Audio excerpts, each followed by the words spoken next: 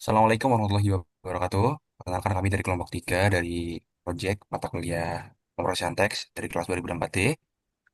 Kami di sini akan mempresentasikan dan memaparkan tentang laporan kami tentang ide awal ide proyek kami yang mana dalam kelompok kami sendiri terdiri dari 3 orang. Adalah saya sendiri dengan NIM akhiran 136 dan teman saya Satya Mardika dengan NIM akhiran 024 dan Rafael Hartono dengan NIM akhiran 166. Nah, di sini kami memilih untuk mendalami judul implementasi latent direct allocation dan analisis sentimen untuk pemetaan topik pada website berita nasional di Indonesia sendiri untuk memenuhi ujian project dan pemeriksaan teks sendiri. Untuk selanjutnya, ide secara umum akan dijelaskan teman saya. Oke, untuk secara gambarannya, produk ini nanti akan menganalisis bagaimana persebaran eh, topik dari berita nasional yang ada di Indonesia, dan juga menganalisis sentimen dari berita-berita yang ada. Jadi,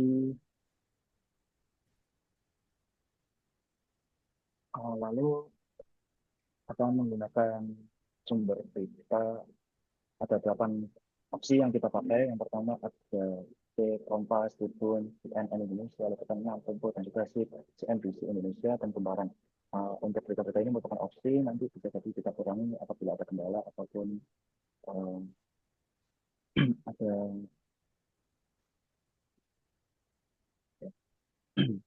selanjutnya untuk proyek ini kita ambil karena kita tahu sendiri di mana berita itu setiap hari ada berita baru sebanyak ribuan yang kita tidak mungkin bisa baca semuanya.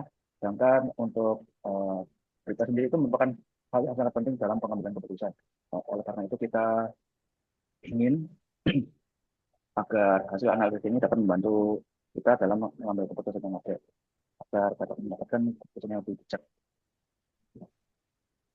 Hasil ini diharapkan dapat memberikan insight untuk pemberitaan dan temporal yang berguna untuk monitoring opini publik, berita sosial, analisis kebijakan, dan deteksi bias media, dan pengambilan keputusan strategis.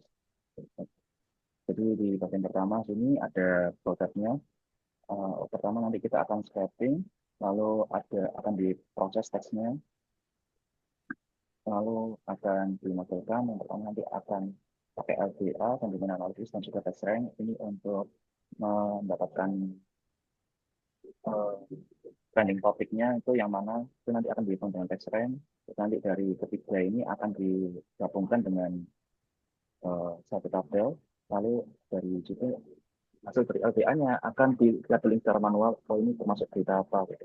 Terus nanti di sini nanti akan memvisualisasikan dari workload, terus ada chart dari topik, lalu ada sentimen flow, dan juga ada trending time series. Lalu di tahapan alur di sini nanti akan menentukan seperti judul, isi artikel, terus aplikasikan dari mission value, teks, boilerplate, lalu akan diproses agar bisa dianalisis dengan cara merubah dari teks ke dalam bentuk numerik, lalu dinormalisasi, lalu menghapus, ya, lalu menghapus keywords. Ini nanti ada tuh diproses dulu, baru nanti diproses menghapus keywords, baru nanti dirubah dalam bentuk angka di bagian feature engineering, lalu ini copy modern ADA untuk mengclusterkan, lalu sentimen analisis ini untuk mengklasifikasikan ini berita ini termasuk positif, negatif, atau netral, lalu dievaluasi dengan menggunakan coherence score, dan juga lalu divisualisasikan dengan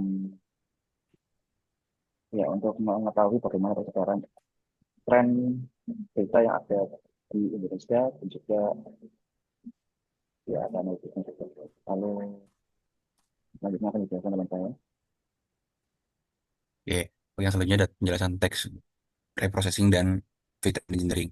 Oke, untuk preprocessing sendiri ada text normalization. Dan ini kita di sini bisa lowercase, mengecilkan semua hurufnya agar setara antara satu judul dengan judul yang lain bisa disetarakan dan bisa disamakan dan mencari korelasinya antara satu sama lain.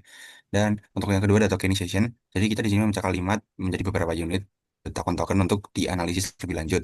Nah, untuk yang ketiga sendiri kita ada stop word removal. Kita meremove atau menghilangkan stop word yang ya tidak terlalu penting lah, karena seperti hanya kata imbuhan, kata hubung dan lain-lain seperti agar, supaya dan lain-lain. Jadi kita cuma mengambil kata-kata yang penting saja.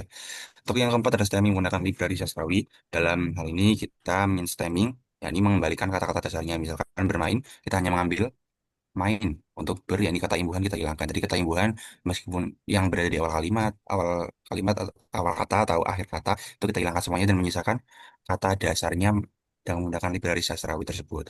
Dan yang kelima ada negation handling. Di sini kita menghandling negasi seperti tidak, bukan, dan belum atau jangan.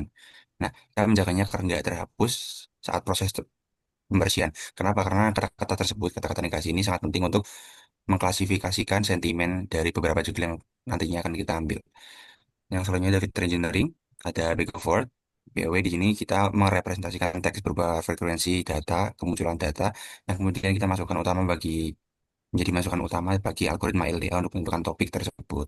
Yang kedua ada TF-IDF. Pada tahap ini teks berubah menjadi bobot TF-IDF untuk kebutuhan analisis sentimen pendekatan.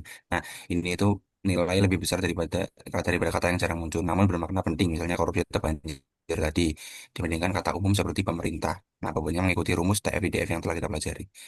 Itu yang selanjutnya ada sentimen lexical features. Nah, pendekatan ini memakai kamus sentimen bahasa Indonesia seperti inset dan lain-lain. Nah, untuk menghitung skor polaritas dan mencocokkan kata-kata dalam artikel yang bernilai positif maupun negatif seperti itu. Untuk yang keempat ada additional features, metadata dan kontekstual.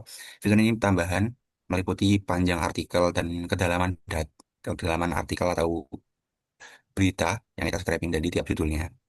Nah, oke, untuk yang selanjutnya yang dia akan dijelaskan oleh teman saya, Satya. Untuk rencana output yang akan diperoleh yaitu pertama ada model dan pipeline. Untuk model yaitu akan menggambarkan seluruh proses mulai dari scraping, processing, ekstraksi fitur, TF-IDF, pembentukan dokumen metrik, pemodelan LDA, dan sentimen hingga visualisasi. Dan untuk rencana output yang akan didapatkan kedua yaitu hasil klasifikasi dan pemetaan data. Mulai dari dapat atribut seperti news ID yang berisi judul, isi berita yang telah dibersihkan, tanggal publikasi serta kategori dari portal asal.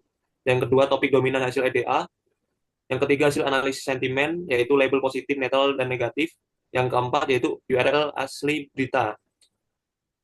Terusan untuk rencana output yang kita dapatkan yang ketiga yaitu statistik dan metrik evaluasi. Untuk LDA, evaluasi yang dilakukan dengan yang pertama yaitu koherensi skor untuk menilai hubungan antar kata di dalam satu topik. Yang kedua, perplexity digunakan untuk melihat kemampuan model memprediksi data baru. Yang ketiga, pemilihan jumlah topik terbaik dilakukan dengan membandingkan nilai koherensi pada berbagai variasi K.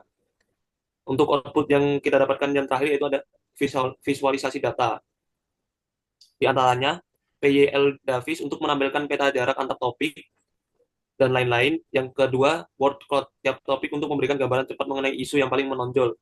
Yang ketiga, diagram lingkaran dan grafik untuk menunjukkan distribusi sentimen secara keseluruhan atau per topik. Yang keempat, grafik tren harian dan headmap yang membantu memantau naik turunnya isu sepanjang periode analisis. Dan yang terakhir, tambahan seperti frekuensi kata terbanyak dan grafik volume topik juga disertai untuk melihat dominasi isu. Untuk referensi dan publikasi acuan akan dijelaskan oleh teman saya, yaitu Rafael. Untuk yang pertama referensi kita ada dari papernya LPA di referensi yang pertama ini merupakan eh, referensi dasar dari LPA dasar itu. Lalu ada beberapa referensi dari yang eh, berhubungan dengan LPA dan juga ada jaringan analisis. Lalu ada referensi dari TextRank dan juga ada eh, referensi dari pengolahan teks teks bahasa Indonesia dengan menggunakan LPA.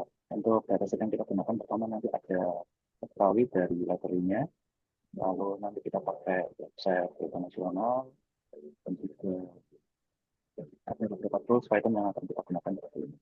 Oke. Untuk saya rasa cukup untuk pemaparan kali ini. Saya ingin tutup. Cukup sekian dari saya. Terima kasih. Wassalamualaikum warahmatullahi wabarakatuh.